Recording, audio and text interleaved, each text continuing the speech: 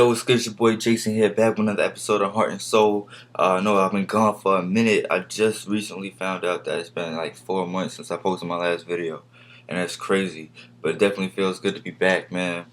Um, it's December. It's like 70 degrees out here in South Carolina, but it feels good as hell, so I'm not complaining. Um, but December is always a big month for the sneaker culture. You got Jordan's always dropping something, especially the 11s. You got Christmas packages coming out, all types of stuff.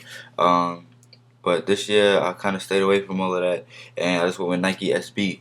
Nike SB recently released a pack commemorating the 25th anniversary of the 1990 World Series, where the Cincinnati Reds swept the Oakland A's, and the Oakland A's were actually the defending champions. So that was real cool for the Cincinnati Reds.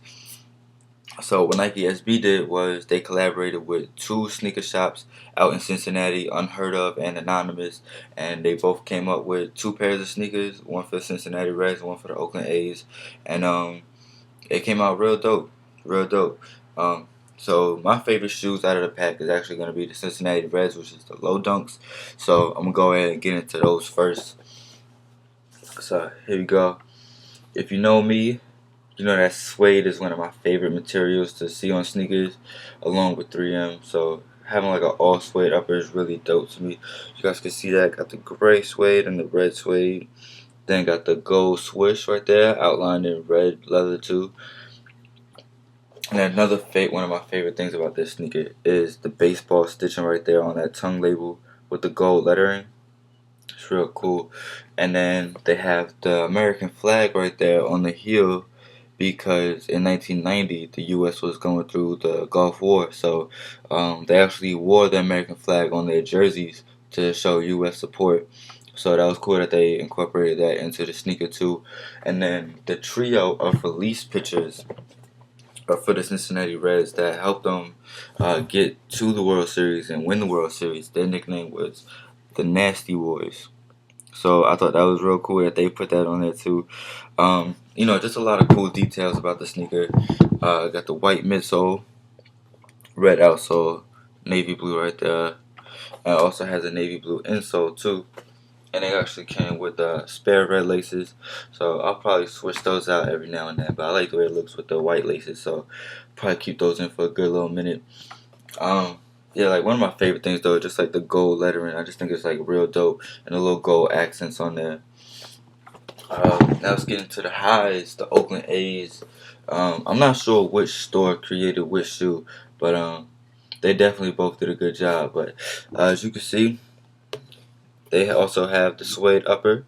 Got the green suede, got the yellow suede, have a white leather toe box, and then they also have the baseball stitching on the tongue label, and American flag as well.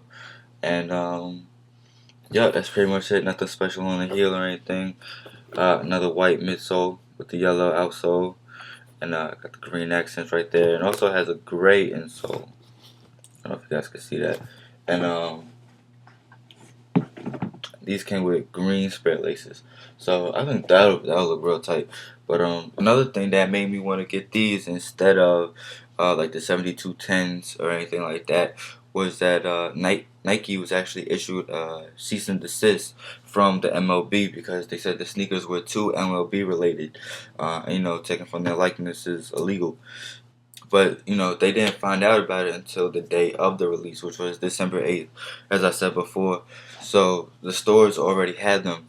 So I just called up Blue Tile out here in 5 Points, which is where I get all of my SBs from.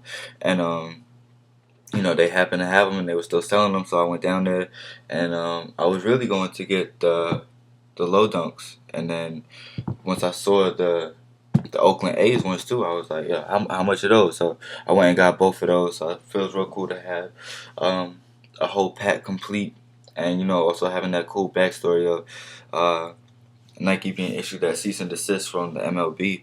And then another cool story is that if you were able to purchase them from Anonymous or Unheardof, they had them in limited packaging that resemble old baseball card packs, and they also came with like a bunch of a bunch of little collectibles like stickers and baseball cards and stuff like that. So if you ever get to check those out, the box for the Cincinnati Reds ones, it's actually green with like red lettering on it, and it has the World Series trophy on there. And then the one for the Oakland A's is it's blue. It's blue. It's a blue and red box.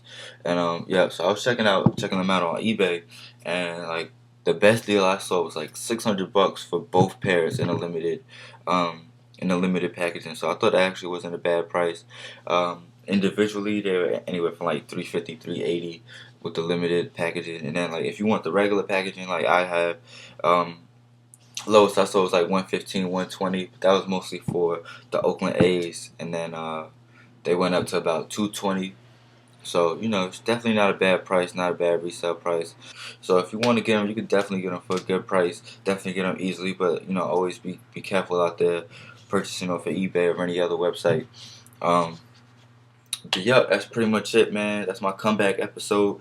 I appreciate y'all checking out the episode, and if you liked it, please like that video. Um, Comment, subscribe, share, all of that. Follow me on Twitter at Heart and Soul Kicks, Kicks with a Z. You can also follow me on Instagram, Mr. Heart and Soul. I appreciate y'all checking in with me, and I'll catch y'all on the next one.